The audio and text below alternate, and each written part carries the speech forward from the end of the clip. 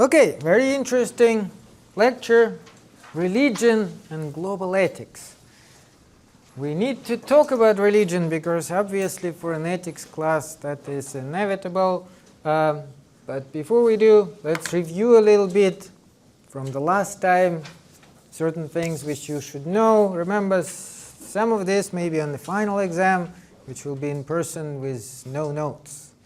So you should know it. Explain the difference between intrinsic good and instrumental good. Yeah. Exactly. So instrumental good is something which can be a tool to achieve something else, whereas intrinsic good has its own value. It's valuable in and on itself. Okay, then we talked about arguments. So what would be a valid argument?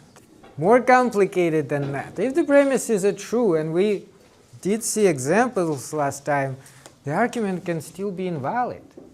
What do we need? We need assume the premises are true, and then see what the conclusion follows from it. Because the definition is, in a valid argument, assuming premises are true, conclusion will always be true. So there are several parts to it. First of all, we don't care whether premises are actually true. We assume them to be true. You can assume anything to be true. And then see whether the conclusion follows from it. The math is an easy example. Let's say we assume that in this room we have 10 chairs and 10 tables. Clearly not true, but let's assume it. Would it then mean that we have 20 pieces of furniture? 10 chairs, 10 tables, nothing else. Is that 20 pieces of furniture? It's not a very complicated math, right? Yeah. So you see, that is a valid argument. Now, we don't care whether there actually are 20 pieces of furniture. But assuming we have 10 chairs and 10 tables and nothing else, we have 20 pieces of furniture. So that is the important point about validity. If all you think about is whether it's true or not, you are completely confused about validity. And then what is a sound argument? Yeah. All premises are true and the conclusion follows? And it is valid. Yeah, exactly. So now once we establish validity, the second step is indeed to figure out whether premises are actually true. It doesn't matter for validity, but of course it matters for other purposes, and that would be a sound argument. A sound argument is the one which is valid and premises are actually true. Right? So two conditions for soundness. Fine. Hopefully that is clear enough, because like I said, in this class we don't have enough time to dwell on it. But if you take Philosophy 102 or Philosophy 114, they do go much deeper into this. Describe the three elements of an act. We kind of touched on it at the end of class, didn't go deeply into it because we were running out of time. What are the three elements of an act? Yeah. The act itself, the motive, and the consequence. Exactly. So this is the three elements. Obviously you do have an act, but you also have a motive. Why? And then once you've done something, you have the consequence. So this is important for theory, and we will go over it. Everybody signed the attendance? Great. We will go over it more later on, because depending on what you put emphasis on, there are different ethical theories, right? Are you caring about the motive? Are you caring about the consequences? So remember, that's the next question. Consequentialist and non-consequentialist theories. Obviously, consequentialist theories would care about the consequence. What's the other word the book uses to describe them? Teleological. What is telos? You took a quiz on it, right? In Greek, telos means the end. So teleological theories are consequentialist theories. Utilitarian is such a theory. We will talk about it later. I forgot which chapter, like 7 or something. On the other hand, there are non-consequentialist theories. typically they are concerned with the motive. Why are you doing something? Kant had such a theory, and it's known by the word, these ones are teleological, these ones are deontological. Deos means command or duty. So deontological is your duty. You're doing your duty. That's what should motivate you. What's the consequence? Well, you'll find out. You can't predict it with 100% certainty. But as long as you're doing it for the right motive, you're good. So you can't really concentrate on an act itself outside of the motive and or the consequence. But still it is an element here. We shouldn't forget that you have a motive, you have consequence, but you also have the actual act. Okay, now let's talk about religion. The first question I will ask, are you guys religious? Whoever religious, raise your hand. Okay, so let me ask then more specifically. Are you Christian? Whoever Christian, raise your hand. Okay, so we have a couple of Christians. We have about half people, I guess it was roughly half, religious. Everybody else is not religious. Anybody considers themselves an atheist? Like full-blown atheist. Okay, one person. Yeah, well, we will talk about religion today. Obviously, like I said, it is important. Global diversity. This is the same questions as the Greeks were dealing with, and we are dealing with them too. And the questions which are related to religion is there some set of values that could unite the world despite diversity of laws, cultures, and religions? Obviously, it is extremely important. We see what's going on in the world. Religious questions, the questions of culture, and mostly religious. Culture is so closely related to religion almost everywhere. There pretty much, I don't know if there's any state which is completely non-religious. It's always in some way either some Christianity or Islam or some other religion which dominates and closely connected to their culture, so their traditions and so on. Some people, again, are not religious, but some people are religious, and typically there is some religious majority there. What can a consideration of religion contribute to the study of ethics? Well, we will see today, right? Are human rights granted by God? But then does it depend on religious point of view? That's a big question for any religion. Is your religion the right one? Does it matter? So we will talk about it more today. Obviously, human rights closely connected to this. Diversity, especially religious diversity, does create the tension and difficulty all around the world and inside certain countries too. Especially if the country has several different denominations, there could be tensions. It's still pretty bad, although at some points in history it was even worse, because right now at least most people have some form of laws protecting religious diversity. It is more or less universally agreed that different religions have right of existence. I don't know any country which is completely like one religion and suppresses everything else, although some countries do favor certain religion, and even though they do not proclaim that the other religions are banned, they may still suppress them in some way. Religious fundamentalists have asserted supremacy of their religion. It's been going on for centuries, for thousands of years, and it's still happening today.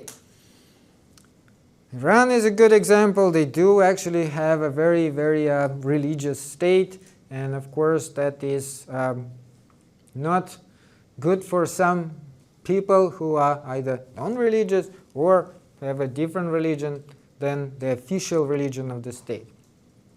Politicians have claimed cultural and religious supremacy. That also happens. Politicians do like to capitalize on that, especially again in some countries, but even in democratic countries, they're certainly happening, especially recently.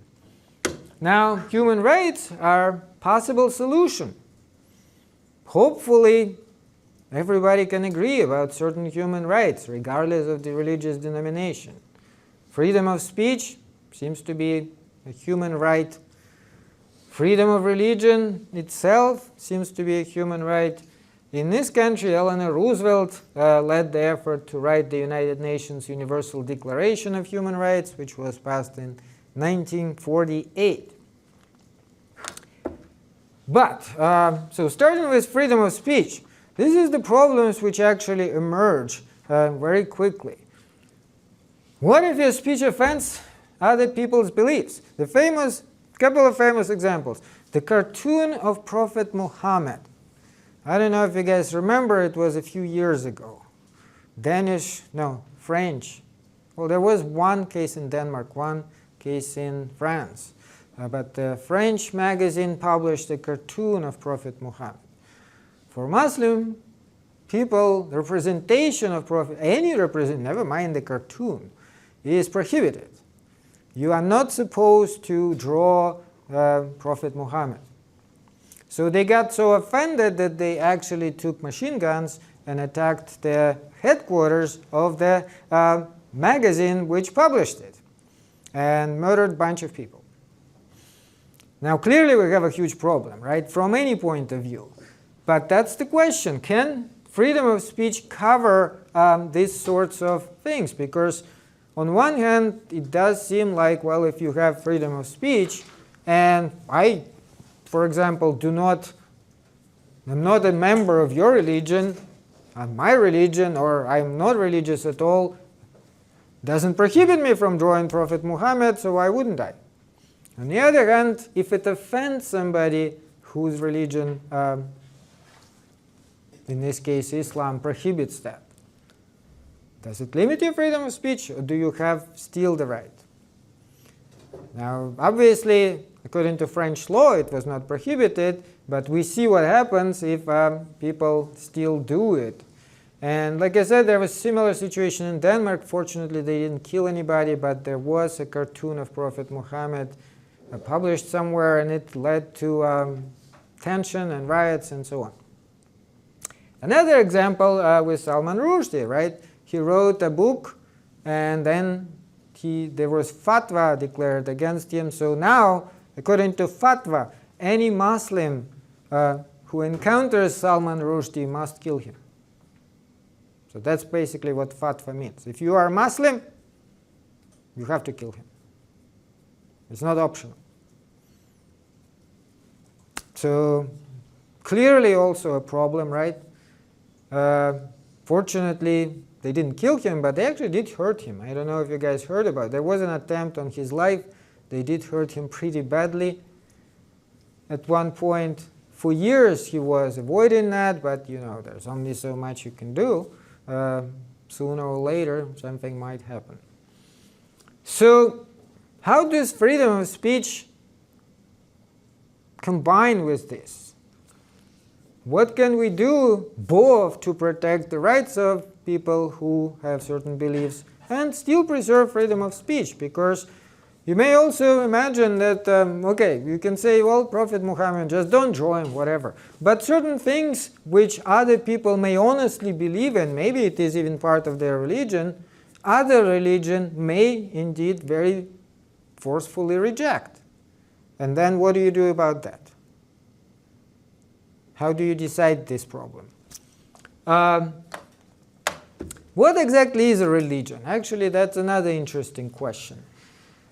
It's actually a family resemblance concept, right? It doesn't necessarily mean some sort of church.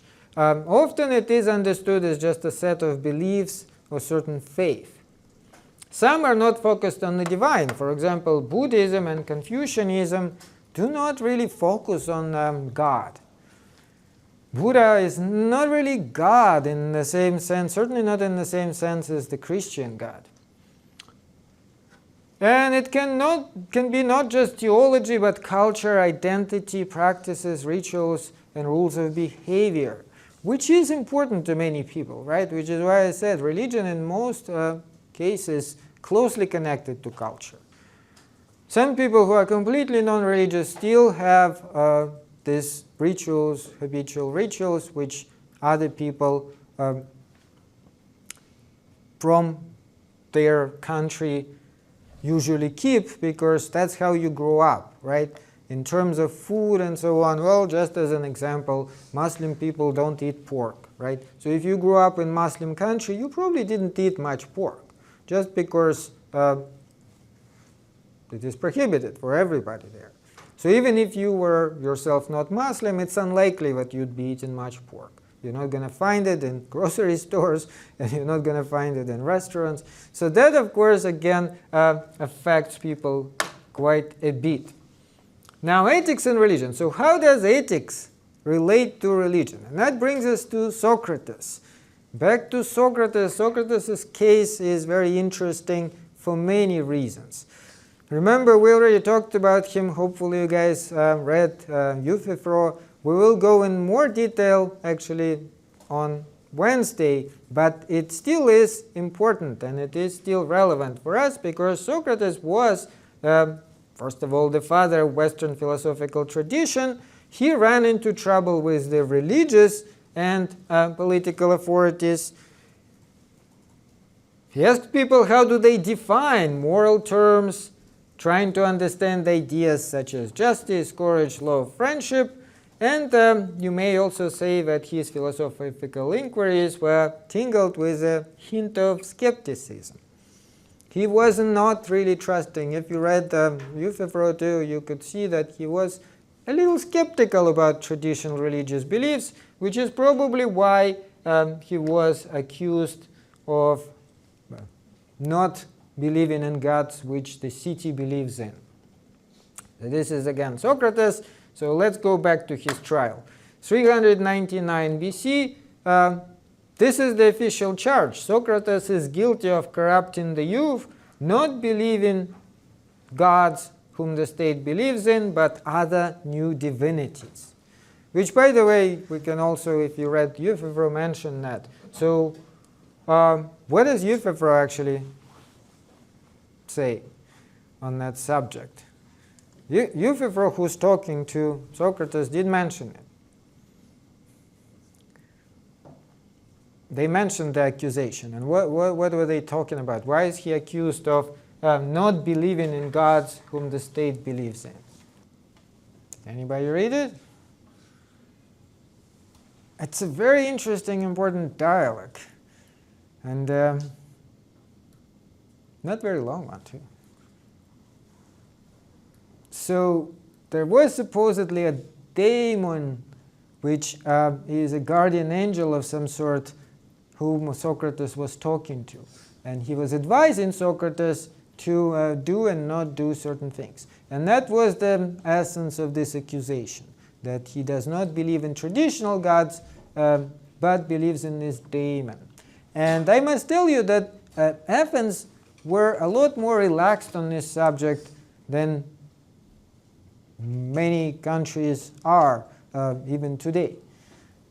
They were not really objecting to people believing whatever they want to believe, but there was a law protecting religious rituals, and main reason is this. They thought that if you do not follow the practices everybody else follows, the gods can get angry at the entire city and punish everybody.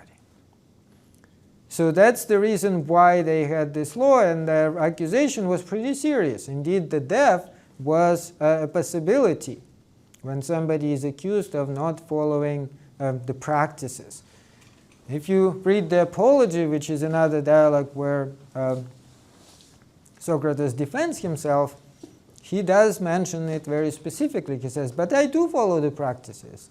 I don't know why they're accusing me. I actually do sacrifices and religious processions and all that stuff. So that was supposedly enough. However, as we already mentioned before, this is not the main reason why they were so mad at him. What was the main reason? Well, the daimon is a divine sign, yeah, but no, the real reason was he annoyed everybody. He was questioning the important people of the city all the time and making them look like a fool in front of all the youngsters. I did mention it before, and that's the real reason why he got executed. Not because he was mentioning Daimon or whatever else. Nobody cared about that, but the important people of the city didn't want to look like fools, which they were. And that is, of course, the main reason. Now, a couple of other things related to this. So, I also mentioned before that in Athens at the time, they had similar problems to the ones we have, right?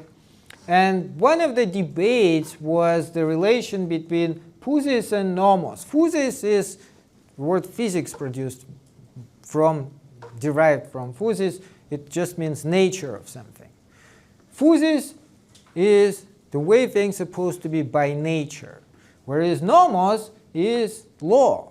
Any law is called nomos, so that would be tradition, something human beings invent, right?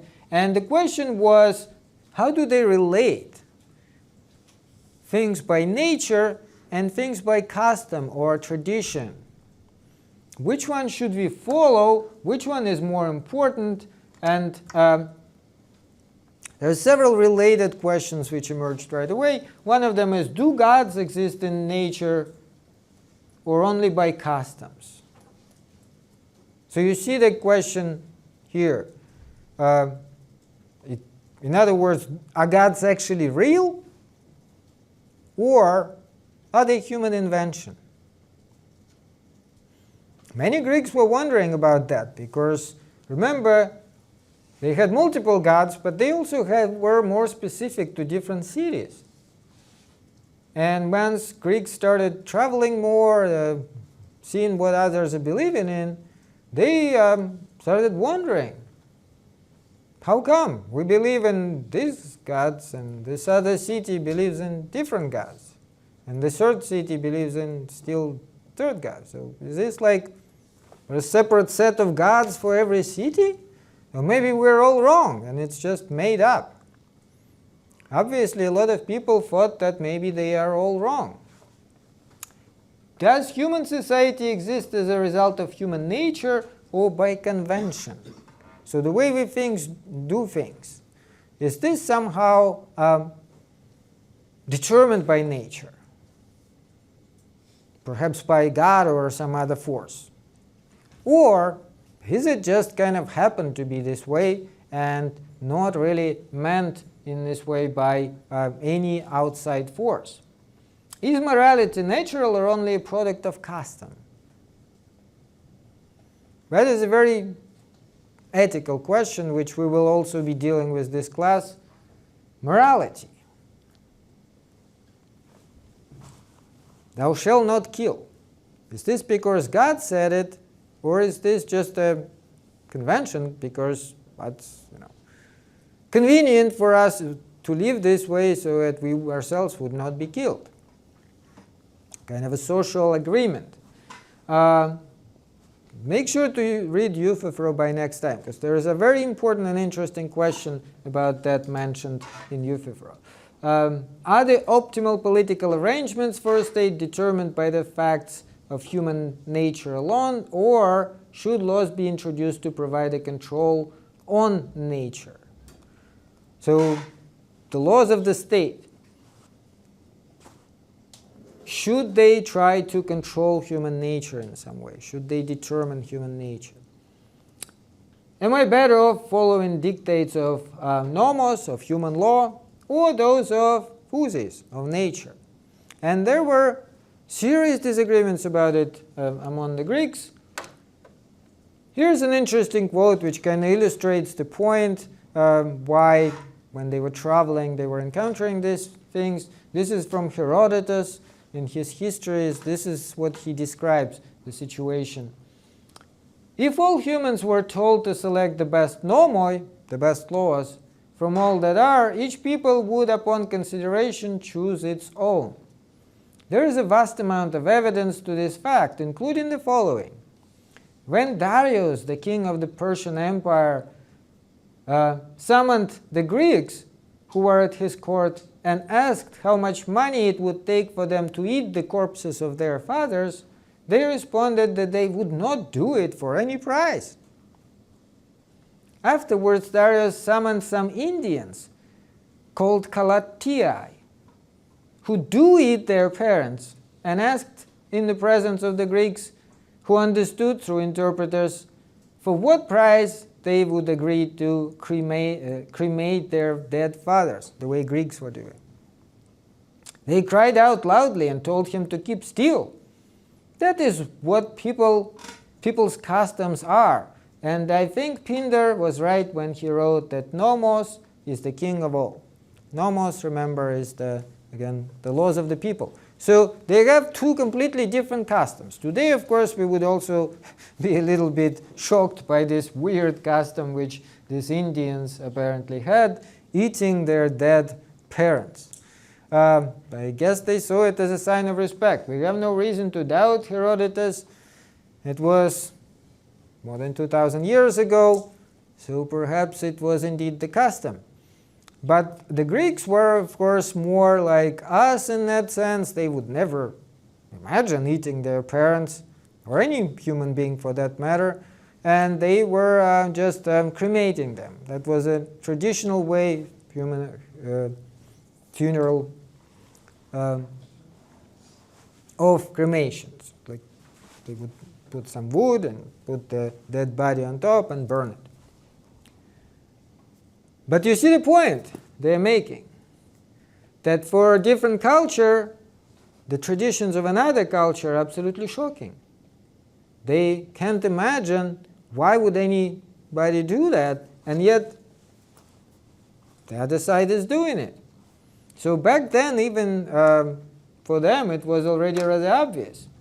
And Socrates, during his trial speech, during the apology, explains why he was doing what he was doing. Why was he walking around and bothering all these people? We did not mention it before, so that's kind of an interesting explanation. This is what he himself said.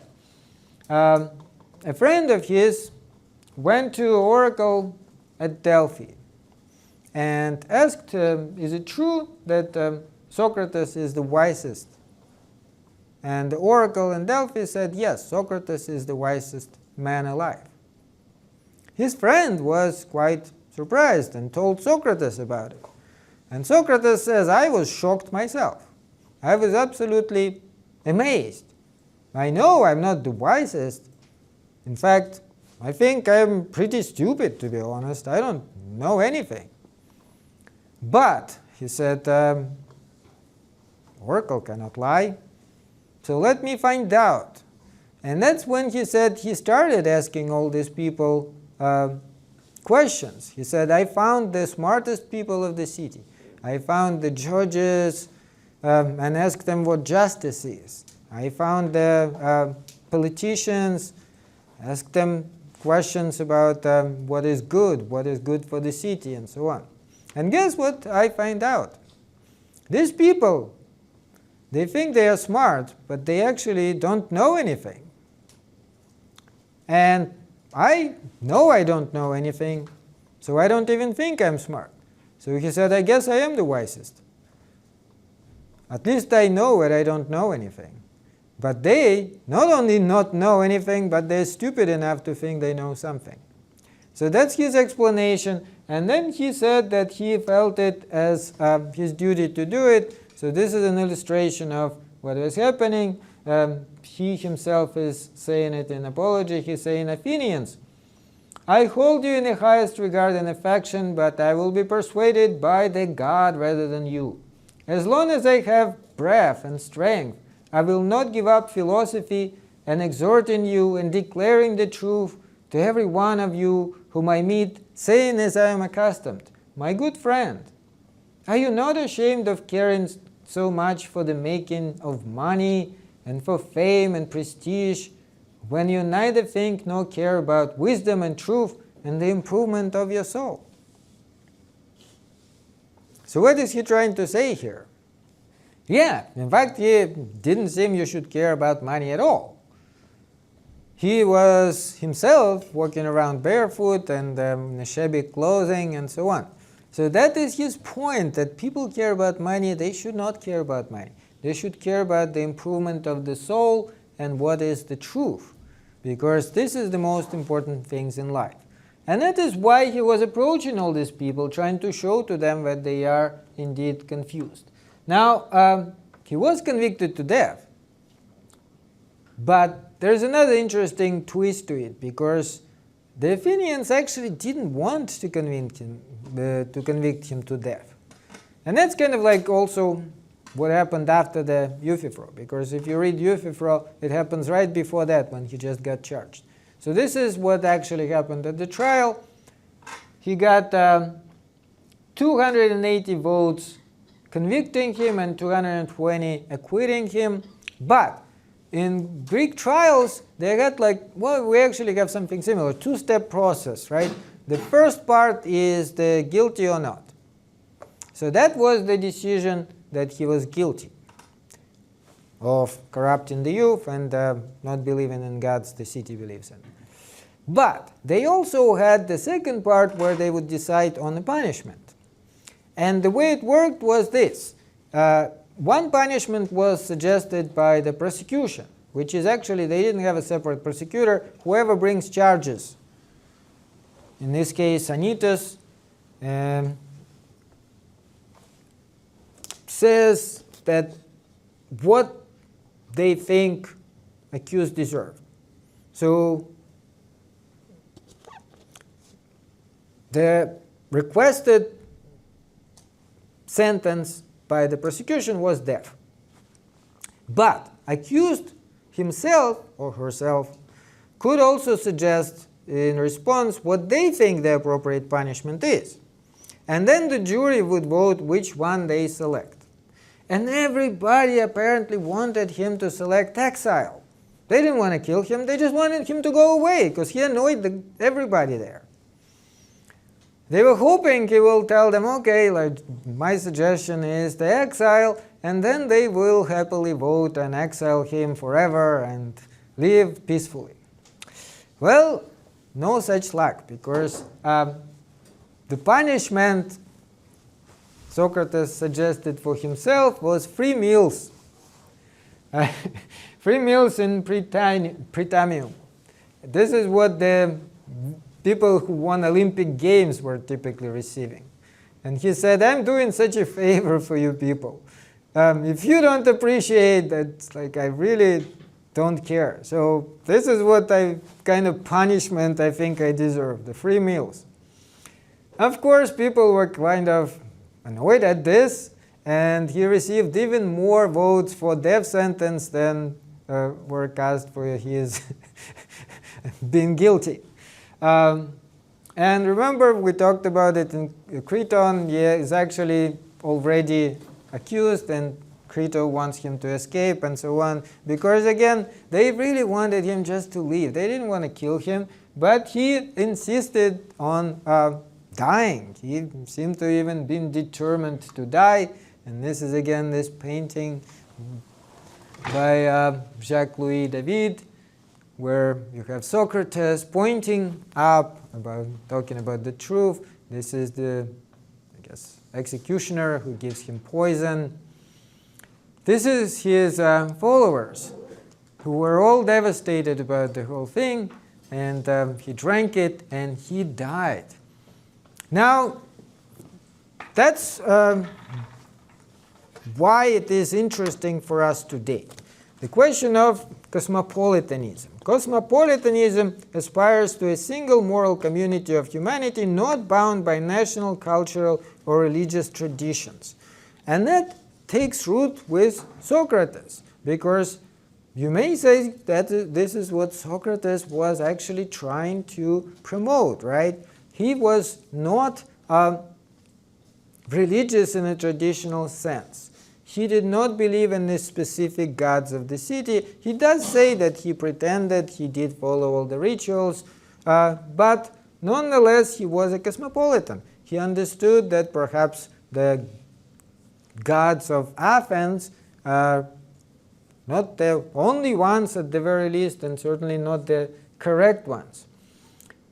The idea here is that there should be some certain ethical principles which are universally valuable, which all human beings can value regardless of religion or non-religion or anything else, such as respect for life and liberty. Why do you think we need it? Do you think we need it?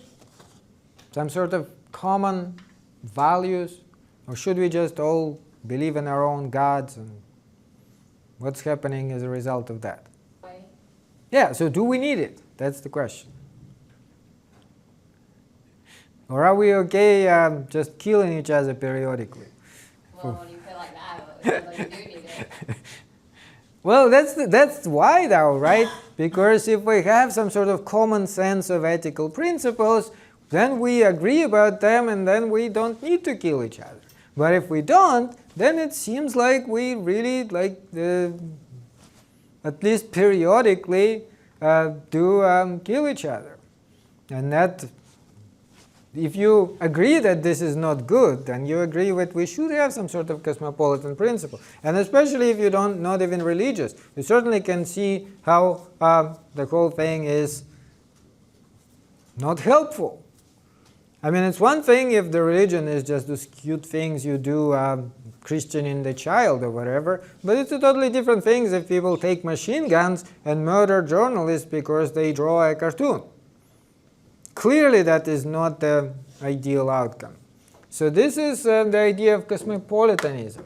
And it also goes back to, again, the Socrates and the followers of Socrates, so specifically Antisthenes.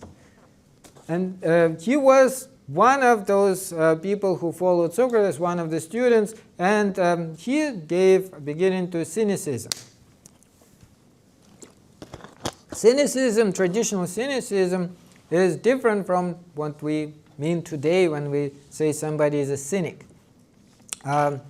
It comes from the Greek word kunismos, and the original idea was very close to indeed what Socrates himself was teaching, rejecting conventional desires for wealth, power, glory, social recognition, conformity, worldly possessions, and even flouting such conventions as openly and derisively in public. So in other words, what Socrates mentioned, people care too much about money, but Cynics went all the way. They said you should not care at all about money.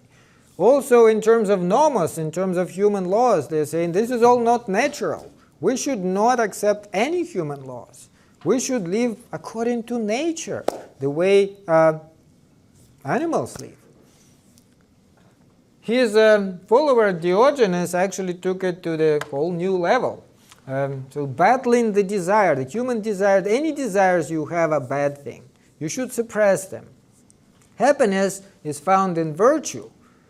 And virtue is attained by setting oneself free from all earthly possessions and pleasures. Why do you think he thinks that earthly possessions and pleasures are a bad thing? What could be bad about possessions, first of all? Isn't it nice to have a nice car, for example? But what could be a problem here? Well, yeah, for one thing, you obviously are emotionally bound to this car. God forbid accidents happen or something. Yeah. Yeah. And, well, like if you bought the car yourself, doesn't it also come with a bill? Usually with car payment, which now are like really high. And then, does it make you happy that you have to like pay $1,000 every month to the bank under the threat of losing this car? Do people enjoy that? I don't think so. It's actually very, very unpleasant. And the other possessions are like that too. For one thing, you're afraid of losing them all the time. And for the other thing, they themselves require something from you, like even if you have clothes, like, right? Lots of people, especially in this country, love buying stuff. What do you do with this stuff afterwards? Well, for a lot of people, it's even before you get tired of them. I mean, I know for a fact that many people in this country buy stuff and just store it right away. And then when they run out of closet space, they put it in the garage. I don't know if you guys have garages, but if you do, check. Many of them fill with stuff because there's no more any space to put it anywhere else. So people start putting it there. And if you look through it, which I recommend you do, you'll see that some of the stuff you bought and never wore at all. You just put it there because that's what people do. I don't know if everybody here doing that, but I know a lot of people doing it. So chances are at least some of you do too. Why? Because it's pleasant to buy something, but once you bought it, there's only so many pairs of shoes you can wear. I mean, I would love to wear 3 pairs at the same time, but I can't, right? And then you have favorite ones, so you wear them more often. And some stuff just happens to never be worn at all. And then you donate to charity or bring it to Goodwill or something like that. That's where it usually ends. But it takes space, right? I mean, once your closet is full, you need more space. And if you're moving, you probably need boxes and everything and a huge truck to move all this stuff. And never mind, like I said, yeah, if a fire happens or something, then it all burns down. So this is what happens with possessions. What about pleasures? It seems like pleasure is such a lovely thing. Why would they have a problem with pleasures? Is there anything negative about pleasures? Yeah. Well, one thing, actually, Kierkegaard has a pretty good description of that. I was tempted to give you as a reading too, but you may read it later. Yeah, exactly. It's like, how long can you enjoy something? It almost immediately gets boring. Like the more you enjoy it, the less enjoyable it is. So people who seek pleasure constantly have to rotate it and find new pleasures. And it's still, this is like the damnedest thing. The more of it you have, the less pleasurable it is. It's it seems like such a great pleasure before you have it. But once you get it, it's already not as pleasurable, and then within a few days it's less and less pleasurable, and then it's not pleasurable at all. But you want more pleasure, so you seek more pleasure, and it's just like never-ending cycle. So they said that possessions and pleasure just should be completely discarded. You should only care about this natural lifestyle. Poverty is not shameful. Shame itself is not shameful. Loss of freedom, illness, death, nothing of it is evil. It's all natural. And they also kind of believed in God but didn't have any religion. So they thought, yeah, there is God, but all the religions are just made up by people in order to get your money and some other kinds of control over you. So they were rejecting temples, priests, prayers, rituals, all of this stuff. Made every effort to unsettle the conventional values of a society which they thought were corrupt. Now, Diogenes of Sinope was one of the most interesting among them. They called him Mad Socrates because, again, it's similar to Socrates, but he took it to such an extreme. And they also called him the dog. Why? So basically, he admired the animals for their ability to stick with bare essentials, and he himself lived on a street. Supposedly, he even lived in a barrel. He was walking around barefoot in the snow, hugged cold statues in the park just to, I guess, torture himself a little bit, because that way he thought that he was suppressing the pleasures by pain. And once, it's another famous story, he was found walking around with a lantern during the day. And people asked him, why the lantern? Why are you walking around with a lantern? And he was like, I'm looking for an honest man. I can't find one. Another story which the book tells us about him, also an anecdote, we don't know how accurate it is, but apparently Alexander the Great once came to the city, to Athens, and encountered Diogenes. Diogenes, this is a nice illustration, is sitting here all dirty and barefoot, and Alexander the Great, was already a king, and he was about to depart on his conquest. I don't know if you guys are familiar with the story, but he did conquer a lot of land eventually. So right before he met Socrates, Diogenes,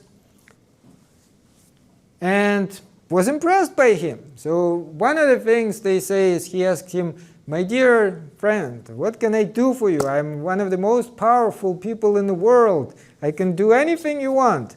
And supposedly Diogenes said, could you step a little bit to the side because you're blocking the sun? That's what you can do for me. So that's one of those stories. And also another story which the book tells is he asked him, what are you about to do? And Alexander said, I'm about to conquer the world. And Diogenes said, why? He's like, well, once I conquer the world, then I can rest peacefully. And Diogenes said, why not rest peacefully right now? Why go through all this trouble? Just sit next to me and we'll enjoy the sunshine together.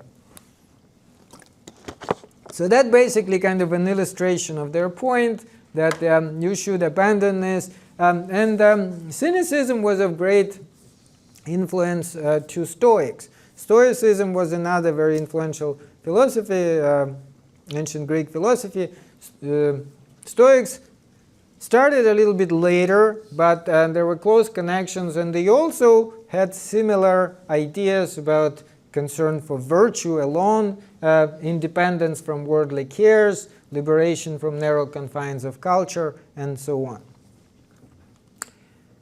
Now, coming closer to our days, the period of Enlightenment. That is something which started around 1687. Sir Isaac Newton wrote his Principia Mathematica. That's considered like one of the first acts. And even more important for our purposes, and we'll talk more about John Locke, John Locke around the same time published his essay concerning human understanding. It had a huge influence, and one of the ideas was liberating the man from the chains of religion and indeed developing some sort of more common understanding. Even though there were limits to it, but nonetheless they tried.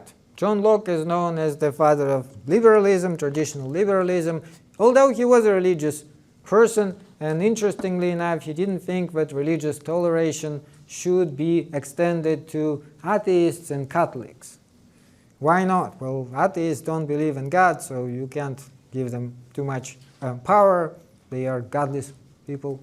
And Catholics listening to the Pope. So the Pope, whatever Pope tells them, they'll do, which is, again, you can't allow that. And by the way, I don't know if you're aware, but that was a huge prejudice in this country too. When Kennedy became president, a lot of people are actually saying that since he's Catholic, he should not be president. Why? Well, exactly for this reason. Like, what if Pope calls him and tells him to do something? He'll listen to the Pope. They're supposed to, right? All the Catholics are supposed to listen to the Pope, who is their spiritual guide. Anyway, and final act of it was Kant's Critique of Pure Reason, which we will talk a little bit about today, and we will talk about his moral theories later on in class. The whole thing had dramatic consequences for religion, starting with Newton. Newton himself, by the way, was a very religious person. He believed in God. He was Christian. But he provided all these natural explanations for a great deal of stuff which before people thought were, just mysteries by God.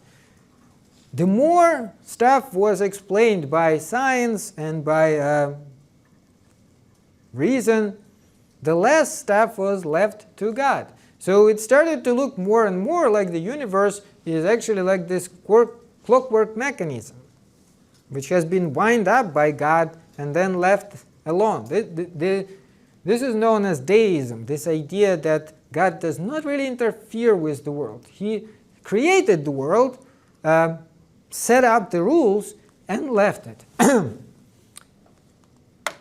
But there were certain things which Newton still left explained by God. Like, why do not all the stars collapse into each other? If there is gravity, that would make sense. So Newton thought, okay, that's the God's mystery. God must be preventing it from happening. But this explanation, this type of explanation, known as God of the gaps. And there is a certain danger in it. What is a danger? When you try to ascribe something to God because we don't know it, then what may happen? After some time, science actually finds answers to that. And clearly, that will undermine even further people's belief in God, because more and more things will find purely scientific explanation. So this is several stages the historical emergence of disbelief, you may say, took. Initially, most scientists and philosophers, including Newton, saw religion and science as co-equal partners. They didn't see any problem with science. They thought science actually will help to explain God. But gradually, the viewpoint emerged that claims of revealed religion should be accepted, but only after they have been trimmed down to conform to scientific outlook. That's what John Locke was actually saying. He was also religious, but he thought, maybe certain things we should wait for science to explain before we attribute them to God. So God of the gaps, again, that's like this one of those reasons why that was happening. However, as science gained greater authority, deism emerged. Deism is just an idea that, like I said, the universe has been set up by God like a clockwork mechanism. Deists believe in God. They just don't believe God actively interferes into anything. They don't believe there are any miracles or anything like this. Why? Because, well, if you look today at science, science kind of proves to us that there really are no miracles. Where would they fit with the science? We're observing almost anything now, and we don't see any miracles, and we can't imagine how they could happen. Clearly, people back like thousands of years ago could believe in anything, but for us, that is very difficult. And at that time already, starting with Locke, it was more and more difficult. That is 17th century, and that was already difficult to believe that there could be miracles still happening anywhere in the world. Then agnosticism. David Hume, who we'll also mention in this class, can be said to be agnostic. Agnosticism is, of course, the position that we can't even know whether there's God or not. There could be God, or maybe there is no God, but we cannot determine it one way or the other. And finally, full-blown atheism. Atheism, you may say, is the idea that there is no God. Okay, now let's talk a little bit about Kant. Kant was very interesting in that sense, and we need to talk about his critique of pure reason, because it will, first of all, help us explain later his moral philosophy. It is very closely connected to critique of pure reason, to his epistemological position, and it also is pretty cool to know anyway. So let's think about, let's talk about Immanuel Kant. He was born in 1724 in East Prussia, in Königsberg. It was a city in East Prussia, which is basically German. But if you look at the map today, you're not going to find it, because after World War II, it became part of Russia, and today it is Kaliningrad. University of Königsberg is the school he joined first as a student, and then he became a professor there. And his life in general was quite boring, because he never left Königsberg at all. He didn't travel. His entire life he spent in Königsberg. He also never married. Supposedly even never had a girlfriend, never had sexual relationships with anybody, at least as far as we know. But he was very, very smart person. He lectured on metaphysics, logic, ethics, aesthetics, philosophical theology, mathematics, physics, geography, and anthropology. He knew science modern to his day very well. And finally, he died in 1804, leaving huge legacy for us. In fact, the philosophy is typically divided into pre-Kantian and post-Kantian. Why? Hopefully you will see in a minute. Let me explain it a little bit quickly. So what are the goals of the critique? He starts the critique by saying that metaphysics has been experiencing period of decline. Nobody takes it seriously anymore. People do not believe in God. They do not believe in any kind of supernatural things. And metaphysics, remember, is an attempt philosophically to talk about true nature of reality.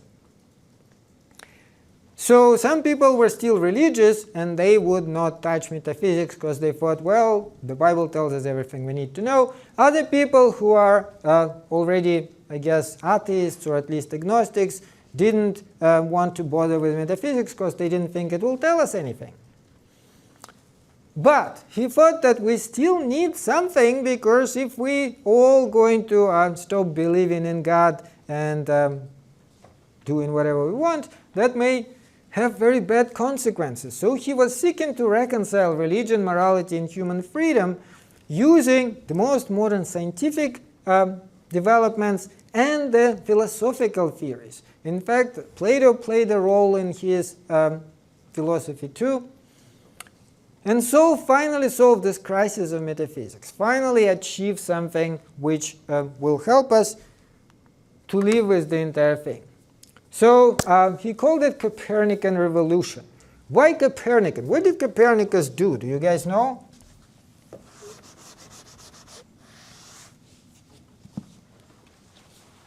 Nicolaus Copernicus. What was his achievement? Future scientists. Surely you must have heard about that. So for many, many thousands of years, the traditional understanding of the way our solar system works was this. Earth at the center, with the sun circling around the Earth, and the other planets too. Right? You heard about this. Why? Well, it seems common sense. I mean, just look at it. The Earth seemed to be standing fairly solidly, and all those planets and the sun circling it. Right? Okay, but there was a problem. As we now know, of course, the sun is at the center, the Earth circling the sun, and the other planets circling the sun too. So what do you actually observe when you look at the sky? The sun does circle the Earth pretty nicely, but the other planets go in loops, like this. Because you understand that the sun at the center, the Earth goes like this, the other planets go like this. So towards the Earth, their position changes not in a circular way. And there were very sophisticated ways to explain it, because they needed to explain it somehow. And they came up with ways to explain it until Copernicus, who actually the first one suggested, how about we put the sun at the center? And if we put the sun at the center, the whole thing actually immediately is explained very nicely. Now you have planets not doing these weird loops, but peacefully circling the sun, including the Earth. So what did Kant do? We need to understand him a little bit, thinking about the debate at the time. And the debate was, how does our mind relate to objects? So let's say this is our mind. Let's say this is some sort of an object. Bottle on a table or whatever. Now, how do we know there is an object? We look at it, right? And we perceive a certain picture of this object. But is this picture accurate? Is the object exactly as we see it? It may or may not be. Because how could we know? How could we be completely sure? So there were some approaches which were more skeptical, saying that we can't know it at all. More or less consensus at the time was that certain qualities are actually there, like the size, the hardness, but the color, the taste, they are not really there. They are not primary qualities, as they called it. They are secondary qualities. Why did they think that? Because different people have different perceptions of it. Yeah, people disagree about that stuff, right? And you can't be completely sure about it. So this is how they thought. There are primary qualities and secondary. Primary qualities, such as the size of an object, are really there, and secondary are just our perception. But it still didn't resolve the problem completely. So here's what Kant suggested. This is the genius of his suggestion. He thought that actually it is both. Not only our mind captures the object, but the object has an effect on our mind. So it's a two-way street. Certain qualities the object does indeed have, The objects are real, and they have certain qualities. But certain qualities are just in our mind.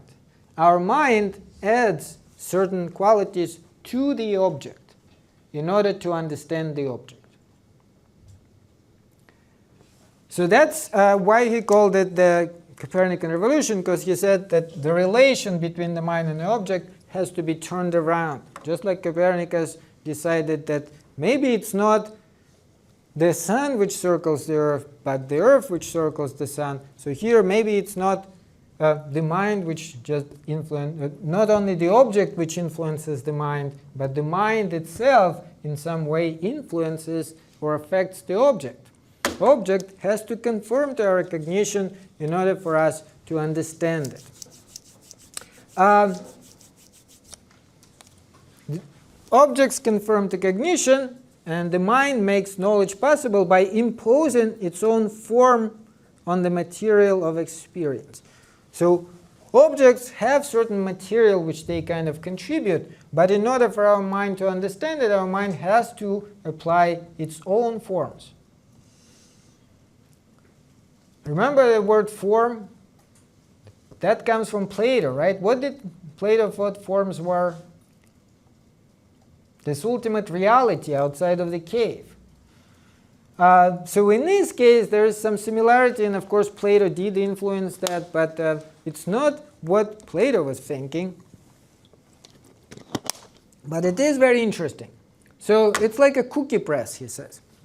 Well, he doesn't say cookie press, but we can say cookie press because for us it's a good example to understand, right? So there is a dough material we receive from the outside world, but our mind is like a press which presses it into certain shapes. And if it doesn't do that, then we can't perceive the world.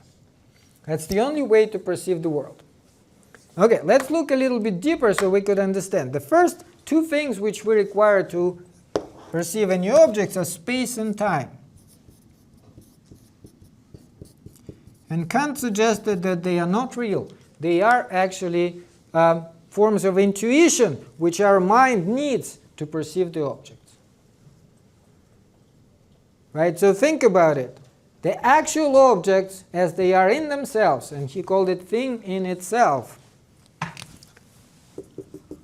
We can put it here.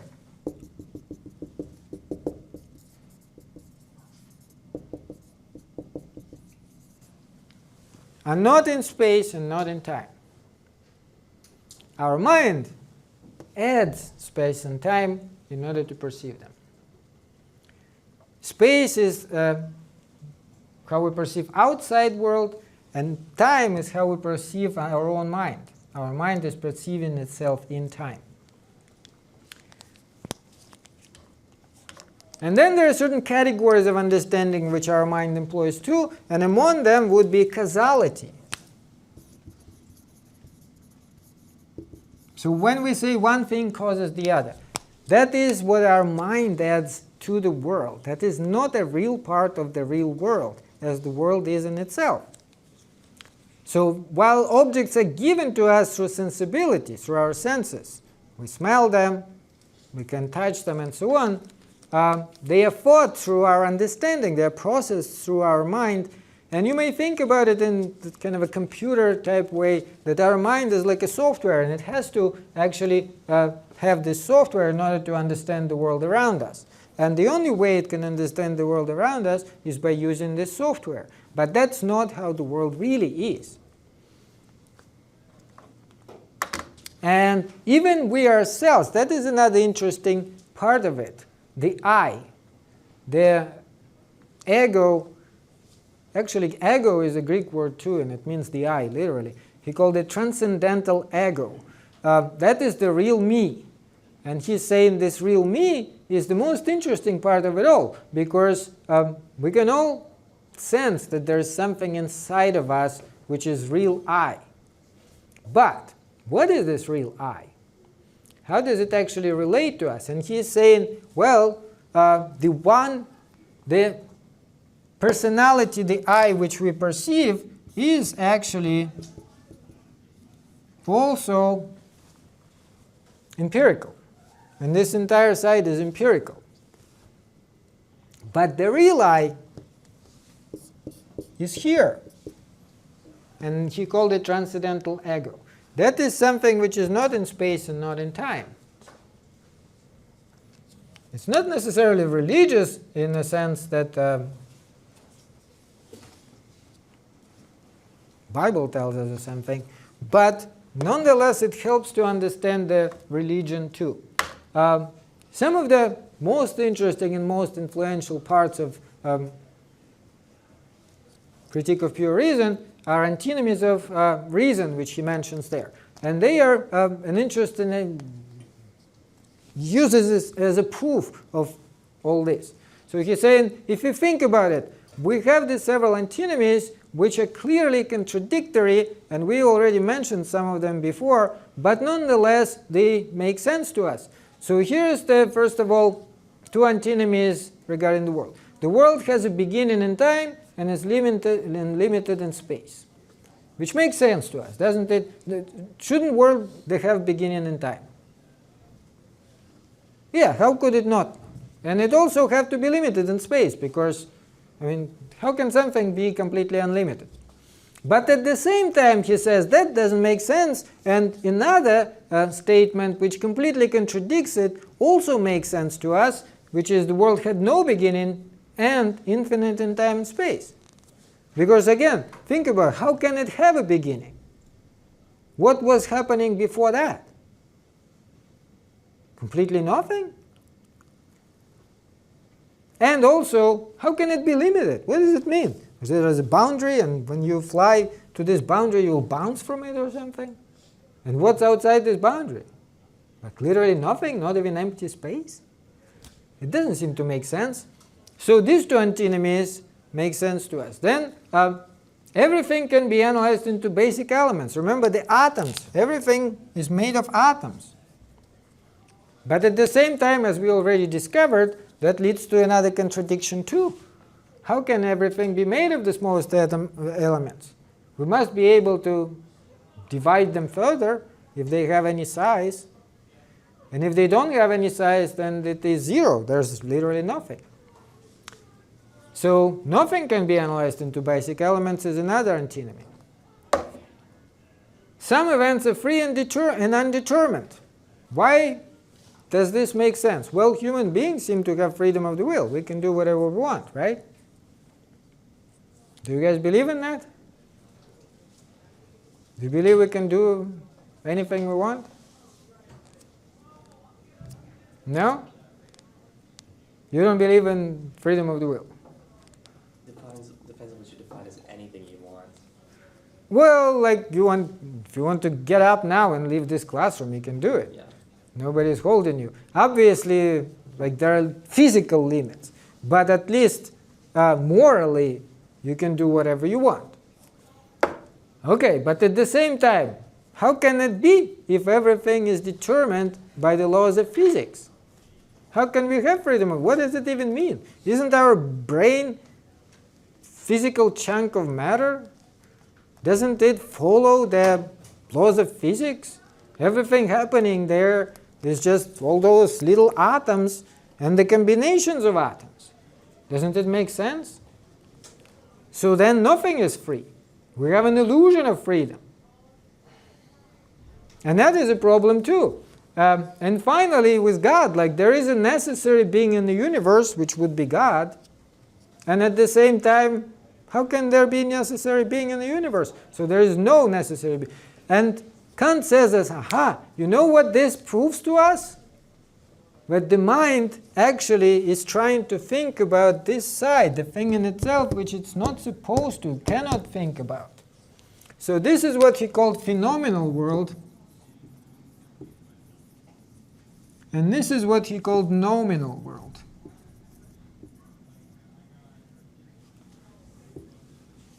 And his answer to everything was just this.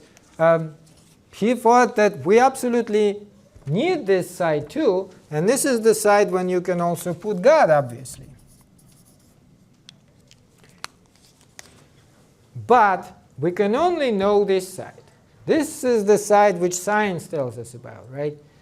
Everything in space and time is phenomenal and follows the laws of physics. follows causality. On this side, you actually have God and you have freedom. On this side, no freedom, because everything follows the laws of causality. So everything you do is caused by something. Why are you not leaving this room? Because you are in a class and it still is not finished. Why are you even in a class in the first place? Because you wanted to get a degree. Why did you want to get a degree? Because you want to make more money and get a good job. And everything has this because. The laws of causality is everywhere. But the true reality doesn't have that, because it's not even in time.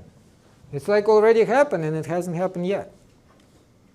And he thought that it's necessary for morality. So no morality is possible without God and freedom.